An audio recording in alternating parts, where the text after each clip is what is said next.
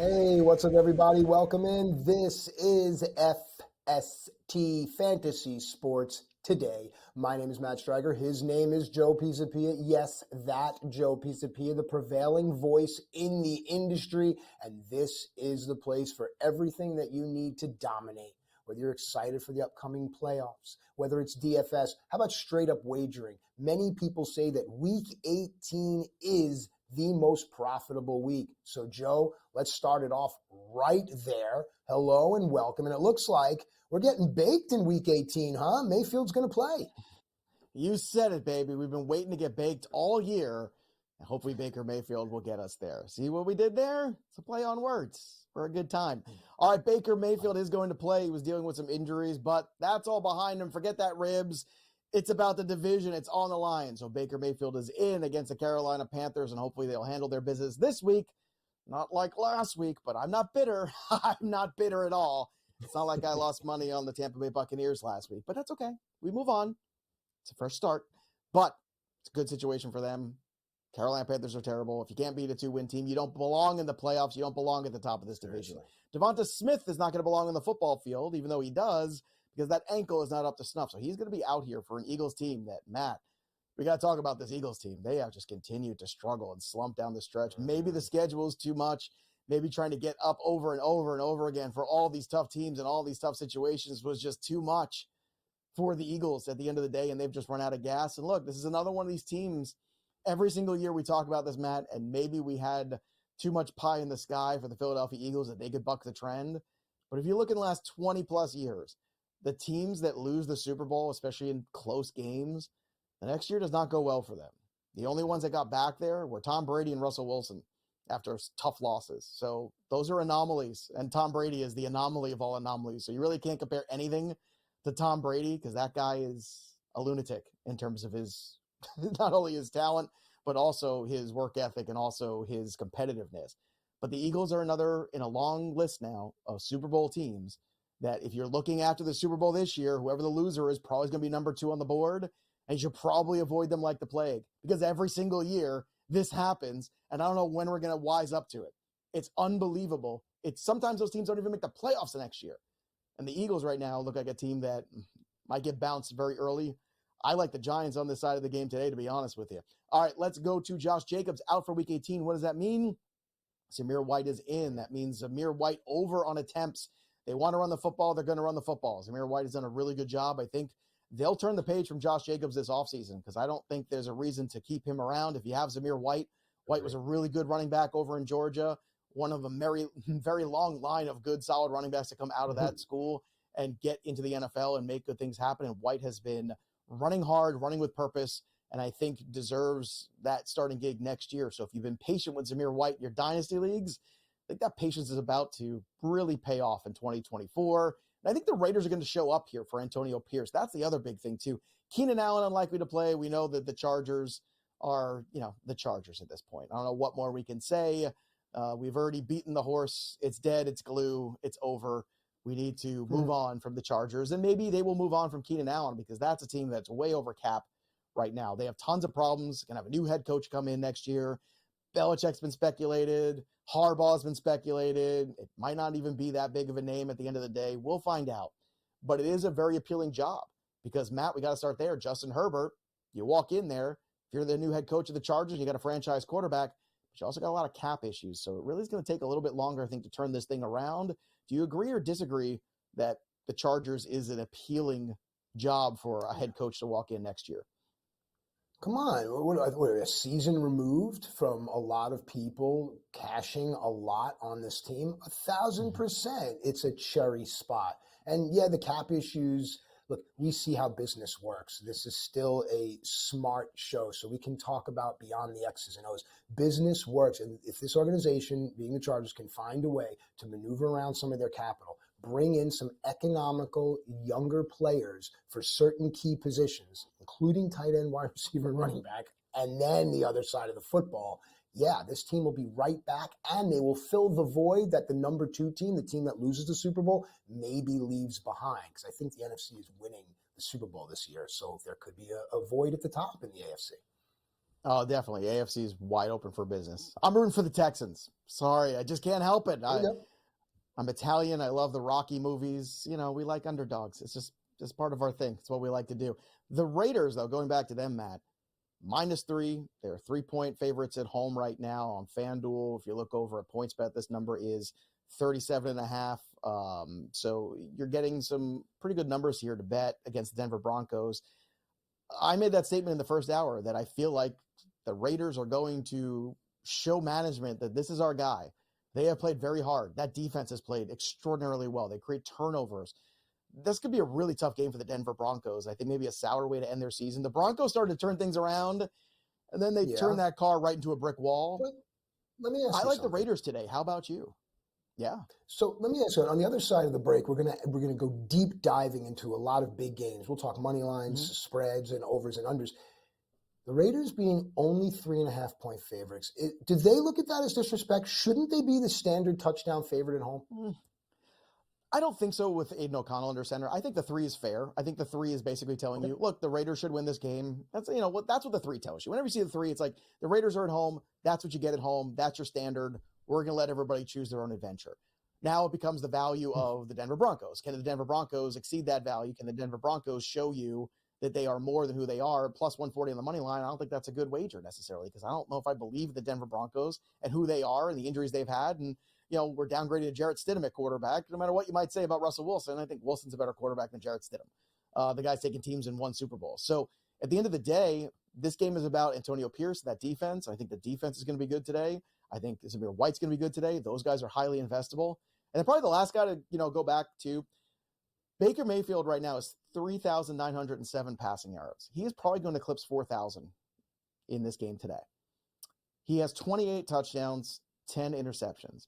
Don't look now, folks, but Baker Mayfield has turned himself into an above-average NFL quarterback. Those are above-average NFL quarterback numbers. When you're approaching 30 touchdowns and 10 interceptions, if you're taking away the name Baker Mayfield and all the college drama and all the drama in Cleveland and all the commercials and all the things and all the talk, if you just look at the numbers, if he ends up with 30 touchdowns and 10 picks, if he ends up with 4,000 passing yards, that's an above-average NFL quarterback, one that people are going to seek in fantasy next year in Superflex leagues, one that I think Tampa is going to give a 3 to even more year extension to. Let's not forget, this guy was a number 1 pick overall not that long ago. And maybe it just takes a little bit more time. Maybe it takes a little humbling. Maybe some guys just have a little bit more ego. Some guys' ego is too big and they never get a hold of it. It looks like Baker Mayfield might have figured it out. Maybe it took going out of Tampa to do it. And if Tampa wins this division, I think it's really tough not to say, let's give it a shot here. Let's continue to surround him with better pieces. Let's fix some of the deficits on this defense. And next year, go win this division again. Because the Falcons, if they don't get rid of Arthur Smith or find a quarterback, they're not going to be very good. The Saints are a team that's just another year older. So, Carolina Panthers, I think we know who they are. Baker Mayfield and the Bucks, they could be around for a while. More FST when we return right here on SportsGrid.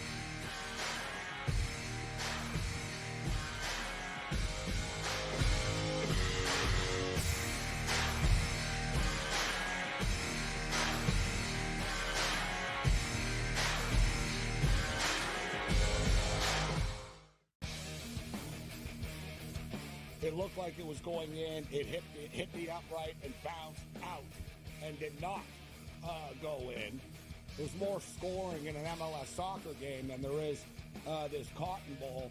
The Chargers didn't know what the hell to do with Staley for years. They're a clown show in Chief. Denver's got this issue, Gabe. Like, the Chiefs must just be sitting there going, wow, what a bunch of brain trust we work with in this division. Sports Rage Late Night, only on SportsGrid. But I don't think Mark is a quarter of the man his dad was. I'm sorry, he's kind of an embarrassment. The only thing I'll give him credit for, which is the only thing he's ever done right in his life, is get that team to Las Vegas for $6 billion. Teams that bring in a lot of transfers, I was talking to Jeff about this, they need time. They're at a point now in conference play they can start to get rolling. Pharrell Coast to Coast, only on SportsGrid. We spent all offseason where the NFL said, hey, just so you guys know, running backs don't matter. If we then this year give the MVP to a running back, The irony. I am disappointed that they lost to FAU because secretly I don't really like this FAU team very much. I don't know. They're just not for me. And now they've completely legitimized the Owls. Game time decisions. Only on SportsGrid.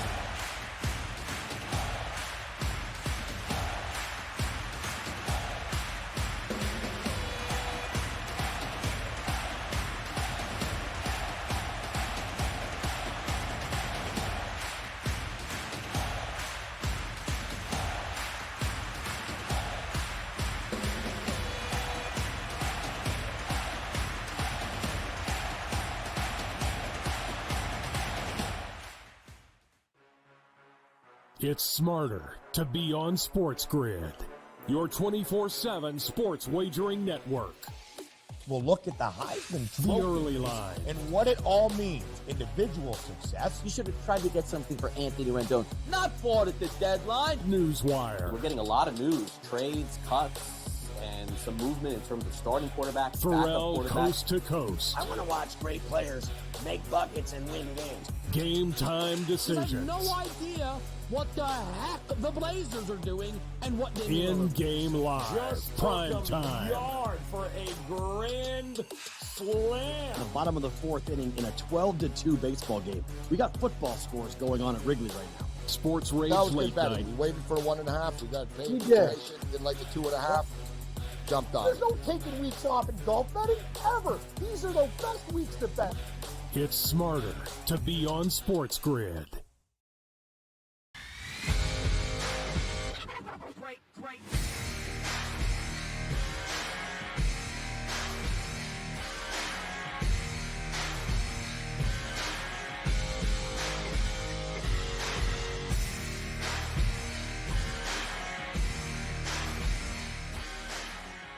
Hey, what's up, everybody? Welcome back in FST Fantasy Sports Today. Matt and Joe with you here, and now it is time for my Wizzy Hizzy, my wheelhouse.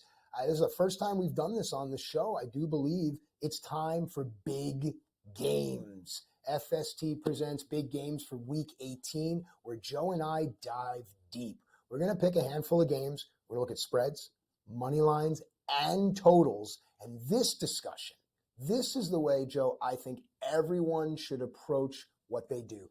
Every morning, whatever it is, sit down and look at the games and let these three numbers tell you a story. Even if you have to create some elements in your mind. Remember, you're smarter because you're on SportsGrid, so those elements are probably going to be apt. With that said, Joe, do you agree that this is probably the best way to get an understanding of the game by looking at just these three numbers, spread, money line, and total?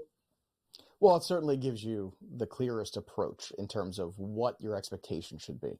Now, as one thing we've learned about 2023/2024 football is that you could throw those expectations out the window most weeks because it has been crazy. And the biggest, I think, difference maker has been the injuries. The injuries this year, especially to the quarterback position, have changed so much. So, offenses run through the quarterback. And even if you don't love the quarterback your team has, it's still better than the backup quarterback most of the time. So we've played with more quarterbacks this year than any other year. And it's taken its toll on these lines. It's taken its toll on these scenarios. And it's brought down a lot of lines and also exceeded other expectations because some guys have come in and actually played above what we thought they might. So that's been the toughest thing this year. But this first game, this is a very important one we're going to talk about. And this one's a little dangerous because, as we talked about earlier, some of these games are these in-division finals that we're talking about here. And this is another one. Those in-division rivals, sometimes they like to stick it to the teams that have something to play for on the way out, and that makes this first one a very dangerous contest. All right, so into my mind, the first thing I look at is money line. And for those that don't know, a money line is a secret language. You see minus 190, that's telling you that there's a 65% chance that team's going to win. This is easy. I'm not doing the math in my head. Just take your phone and go to percentage win calculator, whatever it might be. So looking at this game, Jacksonville at Tennessee. First thing I see is Jacksonville on the money line, minus 190. That gives them a 65% chance of winning, according to what the book's telling us. On the flip side, the Titans are plus 160. They have about a 40% chance of winning this thing, and that's why you're getting the return. I want to start right there. Is that accurate in your mind, Joe, by the book? 65% of the times these two teams would play in this given vacuum, the Jaguars would win? Yeah, if the Jaguars were completely healthy and the Jaguars were playing good football. And I think that's the thing we have to look at. Let's look at the trend line before we even get into the actual lines, because they've lost 4 of their last 5 games here. And the one game that they won, yeah, they shut out the Carolina Panthers last week, but it's the Carolina Panthers. Are we supposed to like dance around and think that Jacksonville is a dominant team now? I mean, they have had losses here against the Cincinnati Bengals on the 4th of December. They lost to the Browns. They lost to the Ravens. I know everybody's losing to the Ravens. They lost to the Tampa Bay Buccaneers. Like, they are just losing. That's what they do. Now, I'm not saying Tennessee is world beaters. That's also not the other thing. They have a checker pass these last few weeks too, but one team has expectations and the other does not. If you look right now, you can even get plus 4.5 on the Tennessee side over at Sugar House at minus 109. If you're looking at the consensus betting lines over at Betting Pros, where you can get all the different lines at one time and see where the best ones are. The plus 4.5, I mean, it's hard not to like that on the Tennessee side. To me, that's where I'm like. So whether or not they can squeak out a victory, maybe they can. Maybe the Jags get it together, or maybe last week was a confidence builder, beat up on a lesser opponent, try to roll into Tennessee. But the one thing you're always going to know about a Mike Vrabel team, they're going to throw everything at you they have. And they haven't had as much as they've had in years past to throw. It's also Derrick Henry's potential last game. It's on the road here in Tennessee. I think there's a lot of reasons to think that this game is going to be a struggle bus for the Jacksonville Jaguars. So for me, I'm taking the points over there with the Tennessee Titans at home. I do think Jacksonville finds a way to sneak this one out, because at the end of the day, I just think they are the better football team, but it would not shock me if you want to go all in on the money line here. Plus 175 is the best one you can get over at Caesars. To me, the Tennessee Titans are that perfect team to spoil something, and I think one of the last teams that you want to see in this scenario if you're the Jacksonville Jaguars, because you know they're going to show up at home.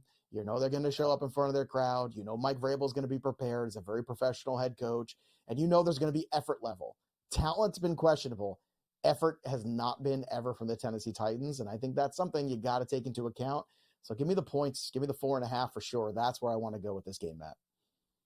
Now, I love that you threw out Betting Pros there. And folks, if you're new to it, just go search it out. Having that consensus of the best line that we can find. A lot of people think, oh, plus 3.5, I'm married to that. No, you're not. Not in this day and age, and not when there are services like Betting Pros out there, because you can actually find, Joe mentioned this, a full point the other way. Like, that could really be the difference. Okay, let's move on. Bears at Packers. Again, just looking at money lines here. The Bears plus 140. It's about a 41% chance of winning. The home Green Bay Packers at minus 166. Call that about a 61% chance of winning. And again, the spread just a field goal and the implied total of 45.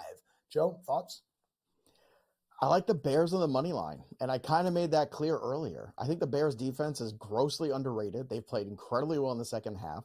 Once Jaquan Brisker got healthy again, and once Montez Sweat got acquired there, they have been night and day than who they were in the first half of the season. Now, they've had 1 or 2 hiccup games, but for the most part, they've been really solid. I think they're going to, again, I keep going back to, I know the Packers have a lot to play for, but all of a sudden now the Packers have some pressure on them.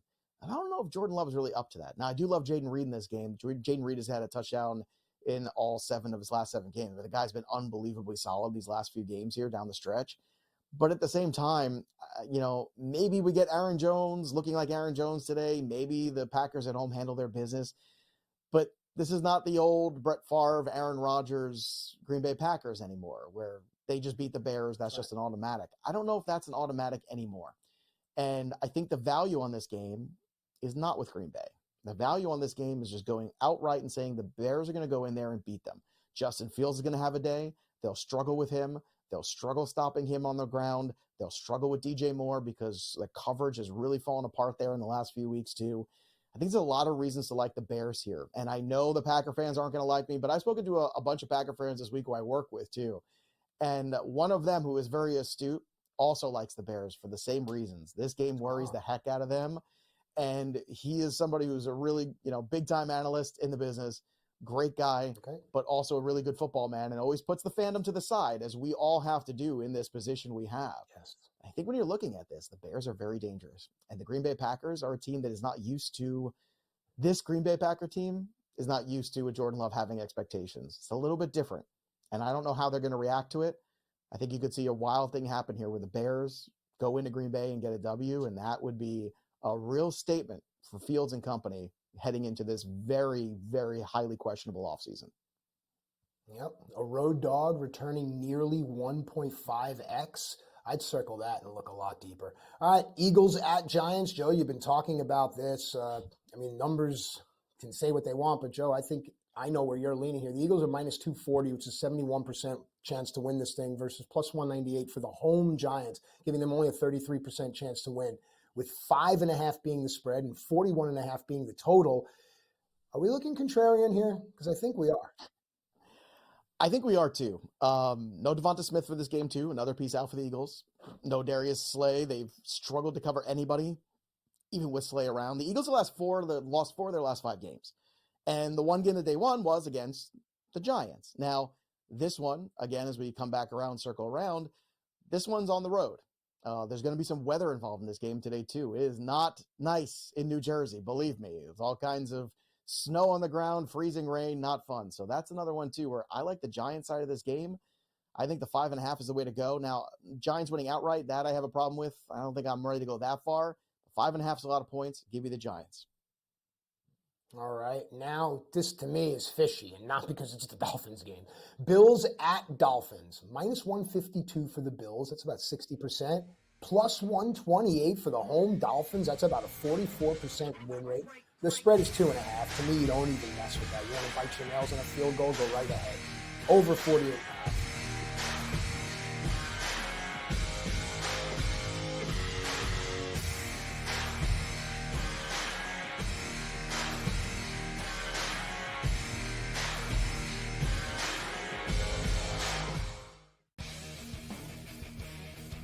It looked like it was going in. It hit the upright and bounced out and did not go in. There's more scoring in an MLS soccer game than there is this Cotton Bowl. The Chargers didn't know what the hell to do with Staley for years. They're a clown show in Chief. Denver's got this issue, Gabe. Like, the Chiefs must just be sitting there going, wow, what a bunch of brain trust we work with in this division. Sports Rage Late Night, only on SportsGrid. But I don't think Mark is a quarter of the man his dad was. I'm sorry, he's kind of an embarrassment.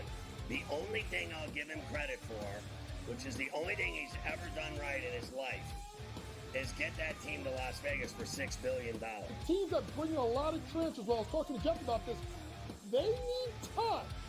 They're at a point now in conference play they can start to get rolling. Pharrell Coast to Coast, only on SportsGrid. We spent all offseason where the NFL said, hey, just so you guys know, running backs don't matter. If we then this year give the MVP to a running back, the irony. I am disappointed that they lost to FAU because secretly I don't really like this FAU team very much. I don't know. They're just not for me. And now they've completely legitimized the Owls. Game time decisions, only on SportsGrid.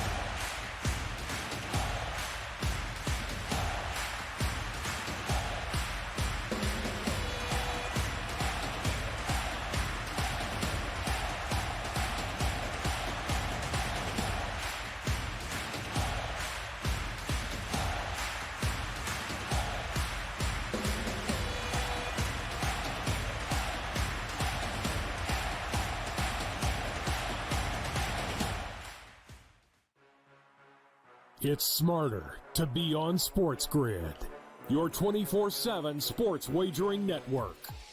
We'll look at the Heisman The Trophy early line. and what it all means. Individual success. You should have tried to get something for Anthony Rendon. Not bought at the deadline. Newswire. We're getting a lot of news, trades, cuts, and some movement in terms of starting quarterbacks, Pharrell backup quarterbacks. Coast to Coast. I want to watch great players make buckets and win games. Game time decisions. I have no idea what the heck the Blazers are doing and what they In-game live. Prime time. Yard for a grand slam. The bottom of the 4th inning in a 12-2 baseball game. We got football scores going on at Wrigley right now. Sports Rage That was good Late betting. Night. We waited for a 1.5. We got paid. We did.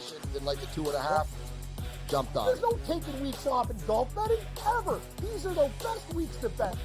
It's smarter to be on SportsGrid.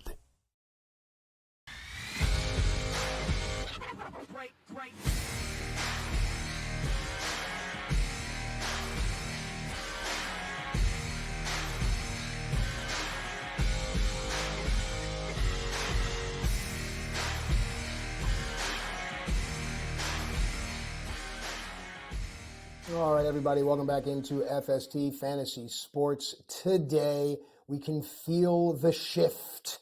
Derek Brown has joined us. And if you've just joined us, welcome. And welcome to Derek. For those that don't know, Derek is amongst one of the prevailing voices in the space. He's right up there with Joe. And I'm not just saying that because these guys are on the show. Seriously, I listen to a lot out there. These guys are more often right than they're wrong. They're also humble about it. And that's what I like. Not me, though. I'm a cocky son of a gun. All right, so here we go. We're going to do fantasy over-under here. It's pretty simple. I'm going to throw out a player. I'll ask each guy what they think. They'll give us their analysis. I will start with Derek because he is our guest. Joe likes to call Jared Goff an indoor cat. Well, 208.5 passing yards is his number, over or under. What are your thoughts on the feline approach of Jared Goff? I don't know if he's indoor or outdoor, but I'm telling you, this guy's going to be fierce. We're going to call him a tiger. He could be a lion, too, for this week. But Goff, give me the easy over here, man. It's a pass funnel defense. You cannot run the ball. Detroit's going to try, but you cannot run the ball against the Minnesota Vikings. So I will take the easy over here. Joe, to you. Yes, not everything's always easy when it comes to Jared Goff, but our good friend and colleague over at FP, Andrew Erickson, always likes to remind us, too, that Ford Field is the Coors Field of the NFL. So you would expect some scoring. And look, my one big fear here for the Lions is, you've played hard all year. You've made your statement. You won the division.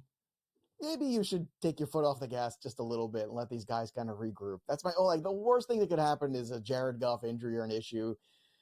But I get it. It's not the Dan Campbell way, and Dan Campbell's going to do Dan Campbell things, and much like Belichick, who would do the same sort of things, they like to play things through, and that worked out well for them. So I guess we're going to take a page out of that book. Amon-Ra St. Brown, last time he faced the Vikings, had a 100-yard day. I think that alone probably is good enough to help carry this number. So 208.5 is reasonable, even if they do have a lead and he comes out, which, again, is something that's in the back of my mind. What if Minnesota just throws in the towel? What if they say, look, this has not gone our way. We've done everything we can. We played a good first half of football. If they're down by 2 touchdowns, do they just pack up and go home? And is Jared Goff even playing the fourth quarter? To me, that's what maybe puts this even in danger. But to Derek's point, too, it's tough to run the football against Minnesota. So I will take the over because it's a small enough number that I still feel comfortable, even with all those unknown variables that could ruin that investment. 208.5 is good enough. I'll go over as well. Next guy. Let's go. Minnesota also missing their top 2 starting cornerbacks, just to throw that out there, Joey. True. Yeah. I like that he called you Joey. That was passive aggressive. Always does. This is going to be fun. Joey, I'm going to you now because of your Shakespearean background. Kenneth Walker III, 55.5 rushing yards. Over or under? What says you? That was horrible. What an interesting I'm so voice sorry that to is. all of I our don't even- fans around the That was like globe. the worst Joe. Monty Python character I ever heard. I don't know what that is. This way. But I'd like to hear more of it. That I Of course you would. Kenneth Walker III, as you so eloquently put it. Walker, 55.5 rushing yards, over under. Look, the thing with Walker is always the same for me, which is it's not a question of effort level. It's not a question of Ken Walker being a solid running back. It's a question of the durability. Can he withstand the action? Now, this matchup today is one where you got to figure they're going to use him. Last week against Pittsburgh, he had 53 yards rushing. The week before that, 54 yards rushing. And this week against Arizona, we're looking at the 55 mark. So this number is so spot on, it kind of scares me. I don't love it, to be honest with you. I will lean towards the over because in my mind, Arizona has showed you they can be competitive in games. And being competitive in games means you're going to have to keep pushing back and forth. And I think that's a good thing potentially for Ken Walker to get more touches in this game. So I like this over, but it is kind of threading the needle for me. I don't love it, to be honest with you. I think this is right on the money. I'm also fascinated to hear what Derek Brown has to say about next year with the Seattle backfield. If Ken Walker's done enough to stave off maybe Charbonnet in year 2, is it his backfield? Is it a split again? I don't know what you think about what you saw out of Walker this year. You saw a lot of good, but you also saw a lot of injured. And again, that's 2 years in a row of that. So I don't know how that plays with Pete Carroll. So what do you think, D? You want to go over or under the 55.5? I'm going to go over, but it is close. I'll take the over, and I would have more trepidation with it if Seattle wasn't going to go all out and they don't have something to play for. And with that firmly being the case, and we've seen Arizona's kind of like the new Commanders. They are pushing teams weekly, and pushing them to the brink of winning. And heck, they beat the Eagles. So Seattle, we know, is going all out to try to make the playoffs here. And Kenneth Walker, like, yes, the shoulder is not 100%, but he hasn't been 100% for a number of weeks. So just leaning on efficiency, and he's still breaking tackles at a top shelf clip. So given all of that, I will take the over. Now, next year's backfield, I think we could see what I kind of forecasted for this backfield this year if we get health out of both of these guys and Charbonnet plays a little bit better. This could be the new Cleveland Browns backfield, where you have Kenneth Walker playing the Chubb role, taking the early downs and being the early down hammer, and then Charbonnet is brought in for passing downs and some of the red zone work. Wow, I like that. That's definitely a wrinkle that we can think about moving forward. I got to ask, does the bearded Bayou boy do a Cockney accent at all? Can we get you to give you one? You got one? No. Oh yes, I do have one, Striker. I do. No, you became a mum. You became Mrs. Doubtfire. All right. Help is on the way. What's her name? Euphigenia. Isn't it Euphigenia Doubtfire? Euphigenia. I'm going to come back to you now, Euphigenia Brown. I think it's Eugenia James Brown, Conner. I'm pretty sure. Yeah. What? It's Eugenia Brown, I'm pretty sure. Yeah. There it is. James Conner. Derek, aren't you glad you come on the show? James Conner, 12 and a half. I'm so glad I got up. Receiving yards. All kidding aside, we have fun here. 12 and a half receiving yards. Over or under? What should I do here? Whew. Yeah. This is a really good line. I will take the over, only with the idea that we will see maybe some negative game script, and James Conner's been getting the targets. His pass game role has been elevated the last 2 to 3 weeks, and with that, and this really comes down to what story are you telling yourself with this game, and how does the game script play out? If Arizona plays for in front, he hits the under here. But I don't think that's the case. Seattle can throw the ball. They can run the ball. They should be able to get up over the Cardinals early in this game. So, yeah, I think some checkdowns are coming for James Conner. Give me the over. Joe? No, under. I'm the Undertaker today. There we go. Here we go.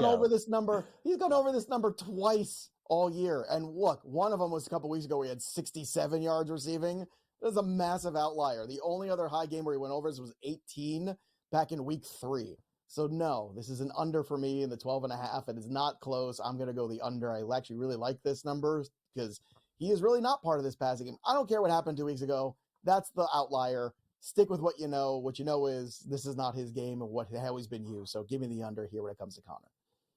I am sensing a friend of the show emerging based off of the furrowed brow. Joe, is Salty Joe making an appearance here? Because I really feel like you are on. Salty Joe's coming. All right, so then with that said, I'm going back to Joe here. Justin Fields, 198 and a half passing yards. Over or under? Let's get salty. Come on, yeah, we're going to get salty. Let's just do both of these because they're both Bears, and we'll try to slam everything in here. So we got Justin Fields, 198 and a half passing yards. I'm going over because I'm going with this narrative that the Bears are going to beat the Green Bay Packers today. And sounds like fun to me. Doesn't sound like fun to you. And I can back it up because the defense has been good. Fields has been good. And DJ Moore is going to be good too. Now, here's the thing. The 5.5 receptions number, I don't like to mess around with this one. I'd rather take the over on the yardage when it comes to Moore because I give myself more outs. If he has 5 catches but 110 yards, I'm going to crush it, right? So I would say away from the receptions, instead go over on the receiving yards, and I'll get you that number in a second. But like to me, that's the way to approach this. D, what do you think about those 2 numbers, or even 3 if you want to throw in the receiving yards too of Moore? Give me the over for both of those. I think Justin Fields cooks today. I think he cements himself as the future in Chicago today. And in most books, you can get the over for this reception mark at plus money. Sign me up, baby. Yeah. Sign me up. That's crazy. That's absurd, by the way. Can we just talk about how absurd that is? What is that number right now, too? Because I know of this morning it's probably changed a little bit, but DJ Moore right now with the receptions number is, somewhere 4.5, 5.5, some other places. D, what is that number set at right now when it comes to him? 68 and a half. There it is. 68 and a half. Over. Yeah. Let's go. Give me all the overs for DJ Moore. DJ Moore is going to have a day. Also, we haven't even talked about this. DJ Moore was tweeting the other day. He got the Pro Bowl snub, which who cares about the Pro Bowl outside of betting? But DJ Moore cares a ton. And so I think that him and Justin Fields make a massive statement here. And it's just insane to me, considering all the volume that DJ Moore has gotten on a weekly basis, that we're able to get plus money on that receptions mark. Crazy. It's important to care about stuff. I've learned that in my short time. If you care about something, you will be good at it. It's weird. Okay, James Cook, Derek, we started with you. I don't know where I'm going sometimes. We will end with you. Simple and profound. I actually think that was good, Matt. You should embrace Yay, that one. endorsed by Joe. I'll go with profound. I'll take half of that. Yeah. I'll go with simple. I'll take the other half. To Mike Cardano and all of the brass at SportsGrid, I genuinely apologize, but you got to admit it is entertaining.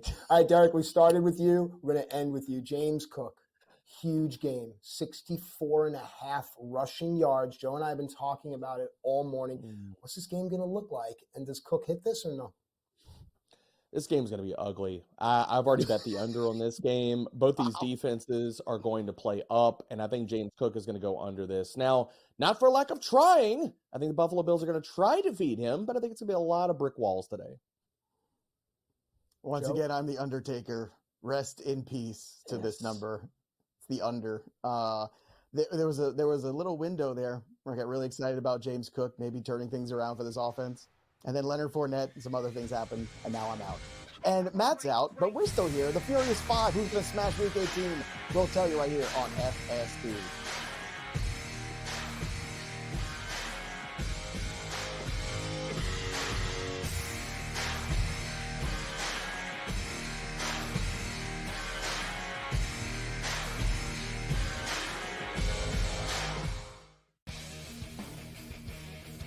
It looked like it was going in. It hit the upright and bounced out and did not go in. There's more scoring in an MLS soccer game than there is this Cotton Bowl. The Chargers didn't know what the hell to do with Staley for years. They're a clown show in Chief. Denver's got this issue, Gabe. Like, the Chiefs must just be sitting there going, wow, what a bunch of brain trust we work with in this division. Sports Rage Late Night, only on SportsGrid. But I don't think Mark is a quarter of the man his dad was. I'm sorry, he's kind of an embarrassment. The only thing I'll give him credit for, which is the only thing he's ever done right in his life, is get that team to Las Vegas for $6 billion. The teams that bring in a lot of transfers, well, I was talking to Jeff about this, they need time. They're at a point now in conference play, they can start to get rolling. Pharrell Coast to Coast, only on SportsGrid. We spent all offseason where the NFL said, hey, just so you guys know, running backs don't matter. If we then this year give the MVP to a running back, the irony. I am disappointed that they lost to FAU because secretly I don't really like this FAU team very much. I don't know, they're just not for me. And now they've completely legitimized the Owls. Game time decisions, only on SportsGrid.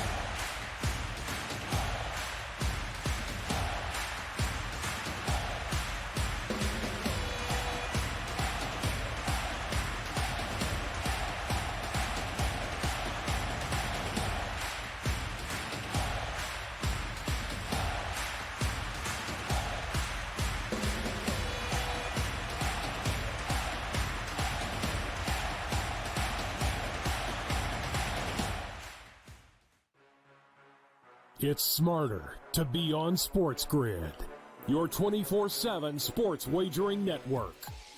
We'll look at the Heisman The Trophy early line. and what it all means. Individual success. You should have tried to get something for Anthony Rendon. Not bought at the deadline. Newswire. We're getting a lot of news, trades, cuts, and some movement in terms of starting quarterbacks, Pharrell backup quarterbacks. Coast to Coast. I want to watch great players make buckets and win games. Game time I have decisions. no idea what the heck the Blazers are doing and what they need. In-game live. Just Prime took them time. yard for a grand slam. The bottom of the fourth inning in a 12-2 baseball game. We got football scores going on at Wrigley right now. Sports Rage That was Late good betting. Night. We waited for 1.5. We got paid. We did. Didn't like the 2.5. Jumped on. There's no taking weeks off in golf betting ever. These are the best weeks to bet. It's smarter to be on SportsGrid.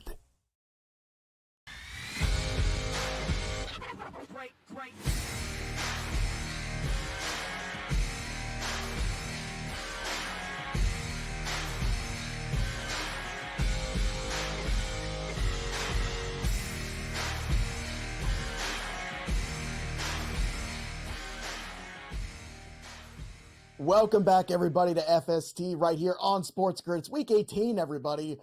And, of course, that means it's time to look at the guys who are going to break the slate, the guys who are going to somehow in this cloud that is murky, who's playing, who's not, who's playing for something, who isn't. We're playing for something. And Derek Brown is always going to have us prepared. Debro is going to give us his Furious Five, the guys that are going to break the slate. And we're going to start talking with where we left off with DJ Moore. And it's great that Derek is on the same page with me on this one. It's nice when that happens. I know it's fun when we argue, but when mommy and daddy fight, so sometimes we end up agreeing on some things. And you know what? We're agreeing on this. And DJ Moore, more to that point too, we're talking about Derek before, the difference of betting the reception totals as opposed to the receiving yards. I think DJ Moore might be the poster child of why you bet the yards and not the receptions. Because look at some of these games, 6 catches for 104. It's not the biggest reception total. Then you look at some other games that he's had too. He did have the 11 for 114, right? But also games where it's, 9 for 159, right? So depending on what you're looking for here, there's definitely been some weeks here where I think those things don't go together. And I think there's some things too when you look at DJ Moore's game log where you say, hey, take the over on the yardage because all he needs is the one big play and all of a sudden you've basically cleared that hurdle. That's my approach when it comes to receivers for the most part. But I'm curious what yours is. Does it come down to more of the possession guys too, where hey, this number's too low for this guy in this particular game, like the Amon-Ra's of the world, or maybe the Rashee Rices of the world down the stretch? How do you bet those two things between the yardage and between the receptions props? I think it's twofold for me, Joe. You have to look at the weekly volume proposition for the wide receiver, but then yes, you also look at what's their role in the offense. Are they the lid lifter? Are they possessions guy? We kept cashing money every single week on betting the over for receptions for Michael Pittman because he was getting Keenan Allen at level-esque target volume. Now, DJ Moore, I think it comes down to this with him. If you project, and this is what I project, obviously, because he's in the Furious Five, a monster outing for DJ Moore, when he hits the ceiling, both of those lines come along for the ride. And so that's, for me, if you're betting DJ Moore this week, give me the plus money on the over for 5.5 receptions, while I'm also going to bet the over for his receiving yards, because when he has gone absolutely just bonkers, both of these have gone along for the ride, and I think that happens this week, Joey. You look at the Green Bay Packers secondary, they have been nothing short of terrible since week 12, third highest PPR points per target. DJ Moore is going to sniff close to a 30% target share. He's been a monster this year, so I think this is a huge statement game for the Bears and for DJ Moore and Justin Fields, and I think they get it done this week. I pointed out that same thing earlier, which is the secondary has not played well down the stretch here for the Green Bay Packers. And Alexander has had some issues here with the coaching staff. He had that he's not suspension. a shutdown corner anymore. Well, I was going to ask you. I don't even whether he's a shutdown corner or not. He ain't going to be a Green Bay Packer next year, not in my opinion. They're moving on. No. I think that that relationship is clearly severed. It's clearly done.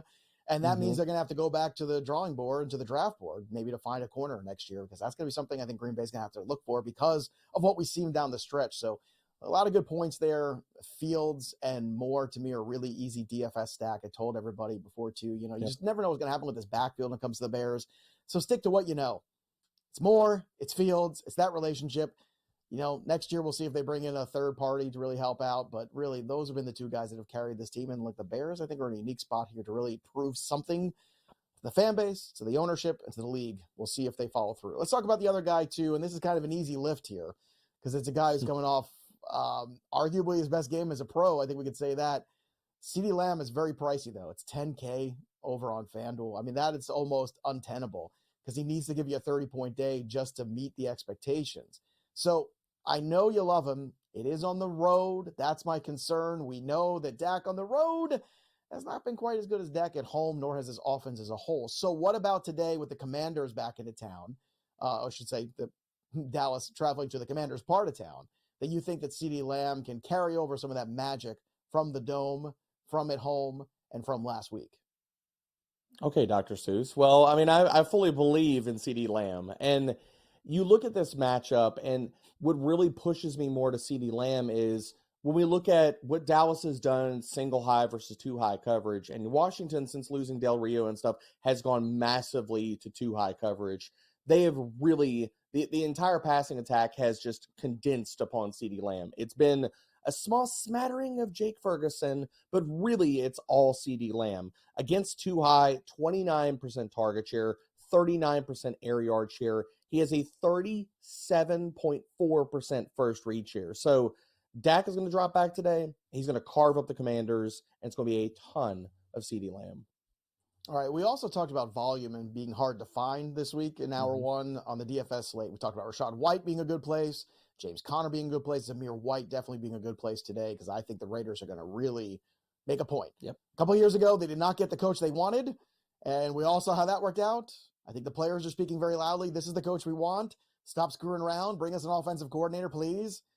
And if they bring in a good offensive coordinator next year and maybe some better quarterback play, I don't know if Aiden O'Connell's the answer necessarily, but we'll find out.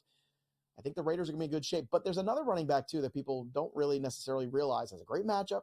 It's the Battle of Ohio today. You got the Cleveland Browns and the Cincinnati Bengals. But the problem is the Cleveland Browns are sitting on the bench. Joe Flacco's back to the couch for this week.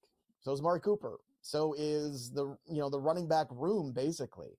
So who does that leave potentially in a spot where the Cincinnati Bengals have struggled against the run all year?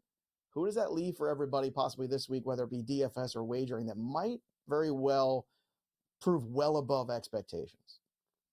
Pierre Strong, and I think he puts up a wonderful stat line. And I've been a fan of Pierre Strong's game ever since he was in the prospect streets. Whenever the Patriots just trounced all my love and took him and then buried him on the bench, now he gets a chance to shine. And this could be a springboard into 2024. If he can put up a huge day, and I think that they sit Jerome Ford, they sit Kareem Hunt, and they don't have another guy on their active roster. Maybe they promote somebody from the practice squad, but I think this is Pierre Strong as a workhorse back and him cementing himself as the 1B in this backfield. Cleveland may be moving on from Nick Chubb and rolling with Jerome Ford and Pierre Strong next year. And Pierre Strong, he in limited duty this year, Joe, he has done exactly what we wanted.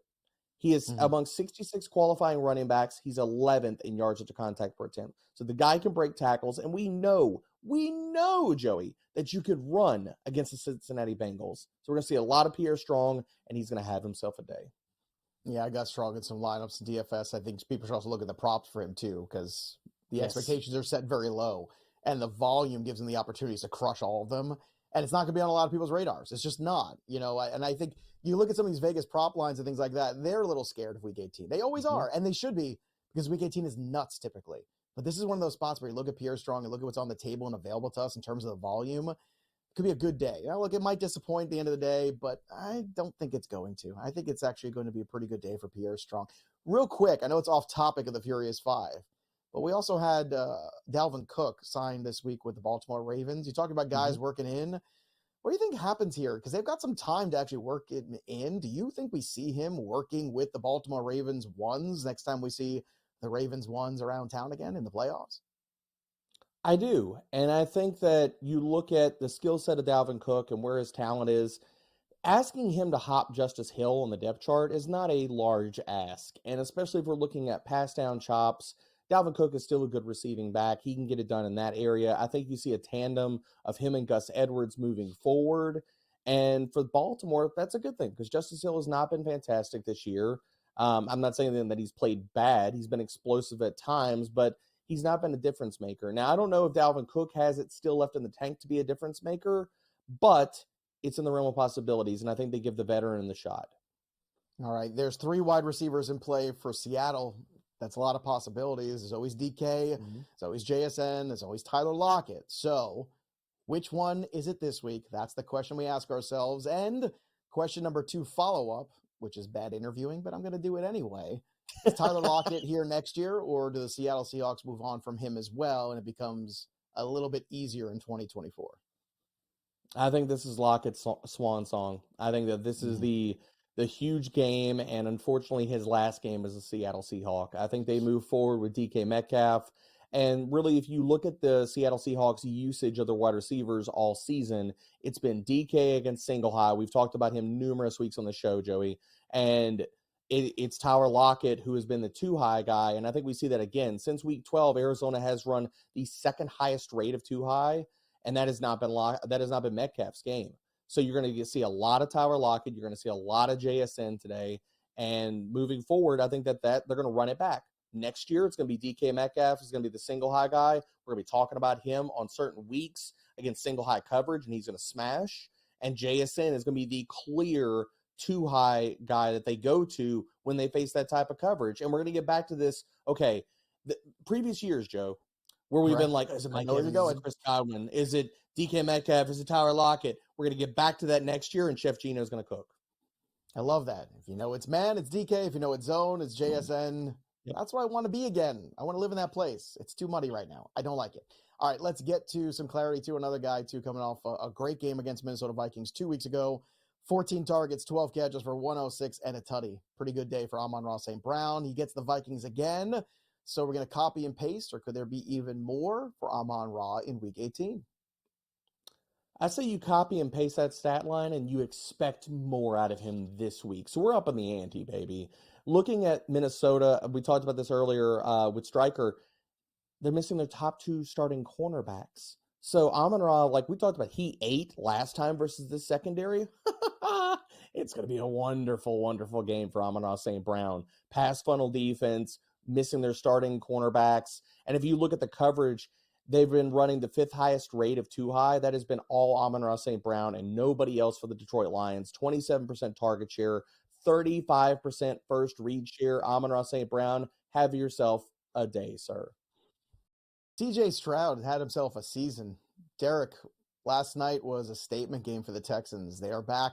DeMeco Ryans has done quite a job. I talked about this at length to open the show, and I kind of want to get your thoughts to close. What are your thoughts on what you saw of the Texans last night, this season, and what your expectations are for them now in the playoffs, which is a weird thing to say, and I'm sure in August and September we didn't think we'd be saying those words, but here we are. You just have to tip your cap to DeMeco Ryans. I don't know if he wins Coach of the Year because I think that's a three-horse race, and for me, the three-horse race is a little bit different.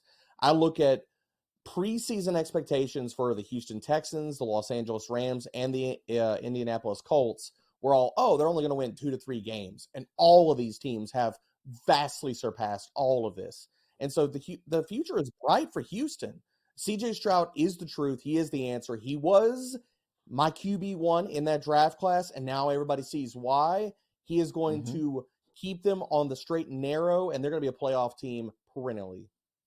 He was our QB1 in that draft class. Yes. It's a collective. Love CJ Stroud. It was our. But the answer, the correct one anyway, is Kevin Stefanski. That is the Coach of the Year. Joe Flacco, come on. Derek, they're in the playoffs and they're resting today after Deshaun Watson and Dorian Thompson-Robinson and P.J. Walker and Joe Flacco, and they are resting in Week 18 because they've already had their playoff berth. Love it. Kevin Stefanski. And I told people a couple weeks ago when it was plus 1,100 to bet it, it ain't plus 1,100 anymore. Derek Brown, always furious, always awesome. Great to have you as always on the program. We'll be right back with the 3 and Out right here on the grid. We return. Don't go anywhere.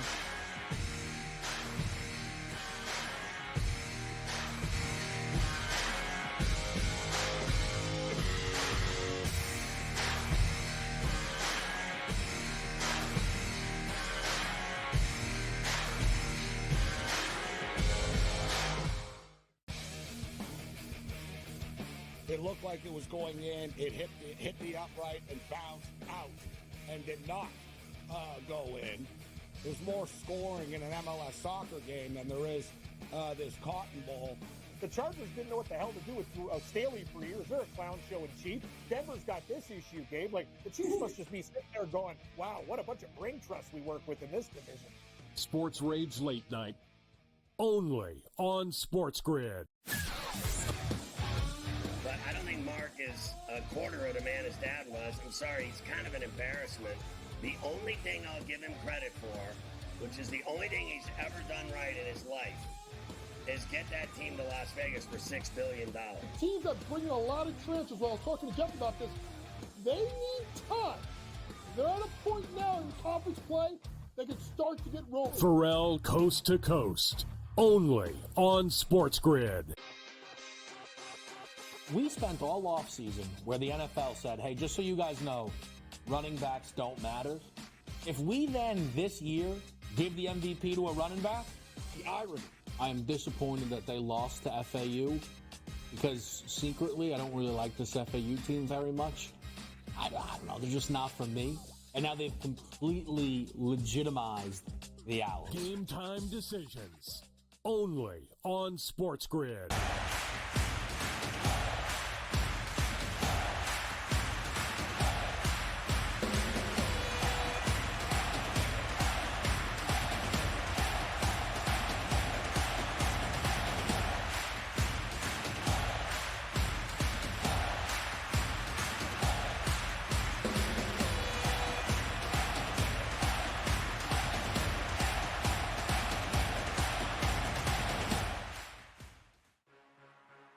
It's smarter to be on SportsGrid, your 24/7 sports wagering network. We'll look at the Heisman The Trophy early line. and what it all means. Individual success. You should have tried to get something for Anthony Rendon. Not bought at this deadline. Newswire. We're getting a lot of news, trades, cuts, and some movement in terms of starting quarterback, backup Pharrell quarterback. coast to coast. I want to watch great players make buckets and win games. Game time I have decisions. no idea what the heck the Blazers are doing and what they need. In-game live. Just Prime took 'em time. yard for a grand slam. The bottom of the fourth inning in a 12-2 baseball game. We got football scores going on at Wrigley right now. Sports That Rage was Late competitive. Night. We waited for 1.5. We got paid. We did. Didn't like the 2.5. Jumped on. There's no taking weeks off in golf betting ever. These are the best weeks to bet. It's smarter to be on SportsGrid.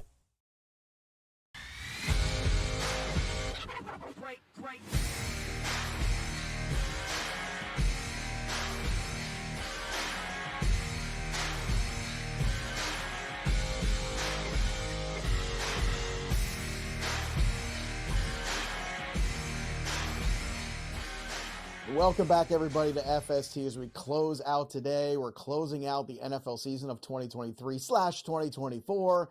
Pro Football Today, though, has a lot to get to. So make sure you keep everything dialed to SportsGrid. Make sure you are downloading the app. Make sure you stay on top of all the line movement and all the information you need to cash all your bets.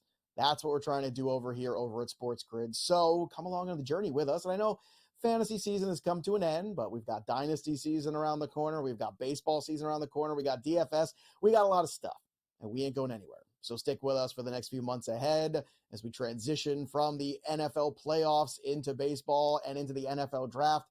What a time to be alive. It's going to be amazing. And what a time to watch football this weekend for the 3 and Out. The things I'm watching, the NFC South. Can we please, for the love of God, put a pin in this thing? Baker Mayfield, please, I'm begging you, take care of your business today. Stop waiting to the last minute to submit your homework.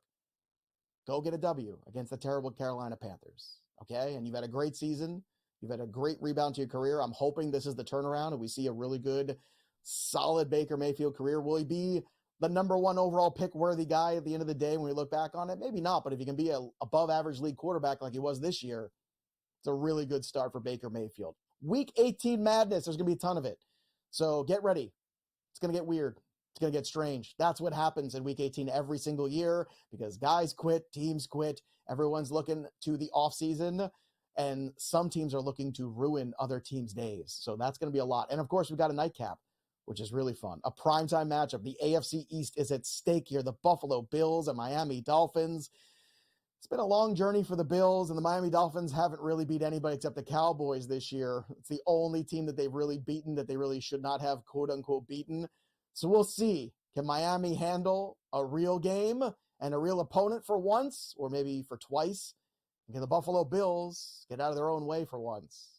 We shall find out this evening at around 8:15 Eastern. That'll do it for us, but the story of the game goes on. For Derek Brown and Matt Striker, I'm Joey P. We'll see you next time, kids. Enjoy the Week 18 action.